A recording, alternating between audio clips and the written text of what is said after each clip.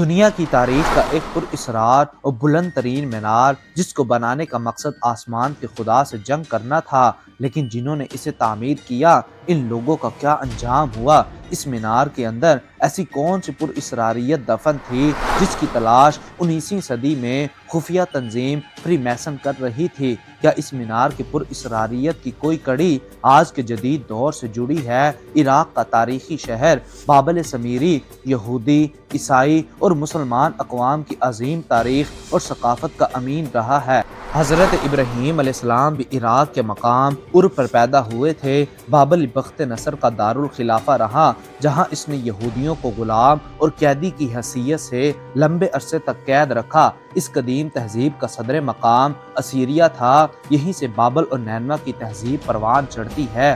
عراق کے ریت کے ٹیلوں کے نیچے قدیم تہذیبیں آج بھی دفن ہیں، جن کی دریافت نے آج انسانوں کو حیرت میں ڈال دیا ہے۔ اب تک دریافت ہونے والے آثار اور کھنڈرات کی وجہ سے سمیری تہذیب کو ماہرین نے اس دنیا کی سب سے قدیم ترین تہذیب کہا ہے۔ شہر بابل کے کھنڈرات، محلات کے نوادرات، زیورات، ظالم بادشاہوں کی حنوط شدہ لاشیں، ان کے دفن کیے گئے جواہرات، بابل کا کنواں اور بابل کا مشہور زمانہ قبالہ جادو اس تاریخی شہر کو مزید پراسرار اور دلچسپ بنا دیتا ہے۔ انہی پراسرار اور تاریخی تعمیرات میں بابل کا مینار سر فہرست ہے۔ بابل کا برج یا مینار سمیری تہذیب کی قدیم ترین یادگاروں میں سے سب سے اونچی عمارت تھی۔ اسے کس بادشاہ نے تعمیر کیا اور کون سے سن میں تعمیر کیا گیا، اس بارے میں تاریخ مکمل طور پر خاموش نظر آتی ہے، لیکن دنیا کی مختلف مذہبی کتابوں میں اس عمارت سے متعلق بہت سی معلومات ملتی ہیں۔ عزیزان گرامی، نمرود وہی بادشاہ ہے جسے حضرت ابراہیم علیہ السلام نے حق کی دعوت دی تھی، اور اس نے غرور و تکبر میں آ کر حضرت ابراہیم علیہ السلام کو آگ میں ڈال دینے کی سزا دی تھی۔ عہد نامہ قدیم کے باب پیدائش میں مینار بابل کا ذکر کچھ یوں ملتا ہے کہ طوفان نوح کے بعد حضرت نوح علیہ السلام کے بیٹوں سے انسانوں کی آبادی بڑھی، ان کے بچے ہوئے اور پھر ان کی بھی سینکڑوں اولادیں ہوئیں۔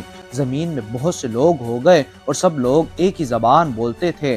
حضرت نوح علیہ السلام کے بیٹے حام کے خاندان میں ایک شخص پیدا ہوا جس کا نام نمرود تھا۔ نمرود ایک ظالم اور جابر بادشاہ تھا اور جانوروں کا شکار کیا کرتا۔ نمرود وہ پہلا انسان تھا جس نے خود کو رب کہلوایا تھا اور خدائی کا جھوٹا دعویٰ کیا تھا۔ نمرود نے اپنی سگی بہن سے ہی شادی کی تھی جس کا نام عشتہ تھا۔ یہ وہی عشتہ ہے جس کی یوم پیدائش پر آج بھی عیسائی جہالت کی بنیاد پر ایسٹر کا تہوار مناتے ہیں۔ نمرود کی حرکتوں کی وجہ سے خدا نمرود سے ناراض تھا۔ نمرود یہ چاہتا تھا کہ سارے لوگ ایک ہی جگہ بس جائیں تاکہ وہ ان پر حکومت کر سکے۔ اس لیے اس نے لوگوں سے کہا، ایک شہر بناؤ اور اس میں ایک بڑا سا مینار تعمیر کرو، لیکن خدا یہ نہیں چاہتا تھا کہ سارے لوگ ایک ہی جگہ رہیں۔ وہ چاہتا تھا کہ لوگ پوری زمین پر پھیل جائیں اور میرا ذکر کریں، لیکن لوگوں نے خدا کی بات نہ مانی۔ انہوں نے کہا، آؤ ہم اپنے لیے ایک شہر بنائیں اور اس میں ایک بلند مینار بنائیں جس کی چوٹی آسمان جتنی اونچی ہو۔ نمرود یہ چاہتا تھا کہ اس مینار کو دیکھ کر لوگ اس کی تعریف کریں، وہ یہ نہیں چاہتا تھا کہ لوگ خداوند تعالیٰ کی تعریف کریں۔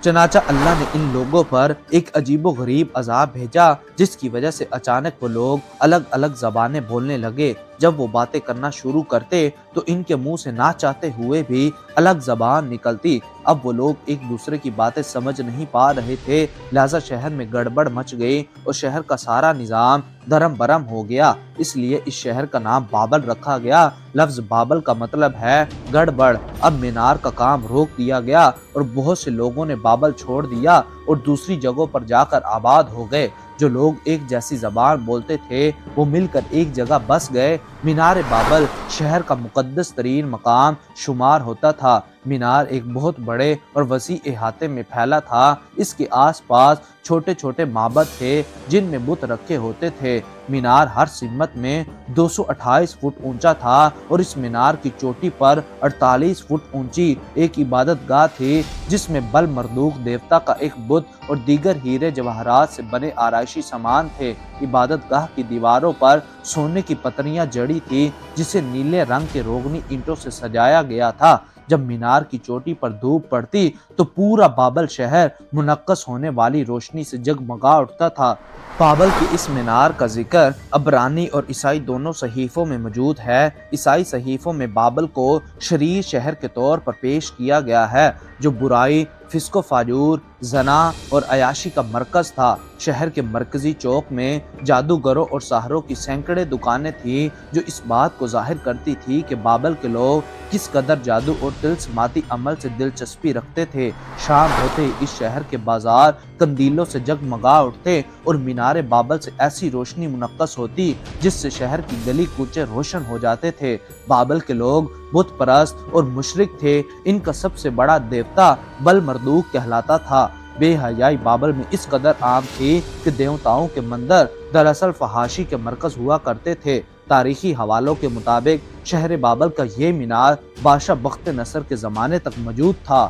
ماہرین آثار قدیمہ کا ماننا ہے کہ بابل کا مینار اتنا اونچا نہیں تھا کہ اس پر چڑھ کر آسمان تک جایا جا سکتا، اور اتنا اونچا مینار بنانا ممکن بھی نہیں۔ تلمود، دی بک آف جیسر اور بابلی کتابوں سے یہ پتہ چلتا ہے کہ اس مینار کو بنانے میں ابلیس نے نمرود کی مدد کی تھی، اور ابلیس نے ہی نمرود کے جادوگروں کو وہ ہر ممکن جادو سکھایا تھا جس کی مدد سے آسمان پر چڑھا جا سکتا تھا۔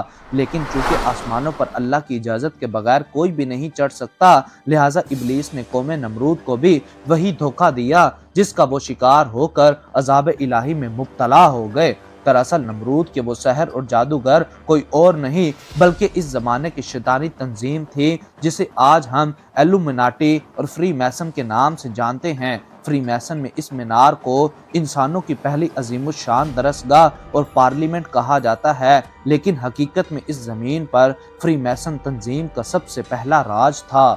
دعا ہے اللہ پاک ہمیں اپنا فرما بردار اور سیدھے راستے پر چلنے کی توفیق عطا فرمائے، آمین ثم آمین۔ ویڈیو پسند آنے کی صورت میں اسے زیادہ سے زیادہ لائک اور شیئر کر کے ہماری حوصلہ افزائی کریں۔ ہماری نئی ویڈیو آنے تک اپنے دوستوں اور گرد و نواح کے لوگوں کا خاص خیال رکھیں۔ خدا حافظ۔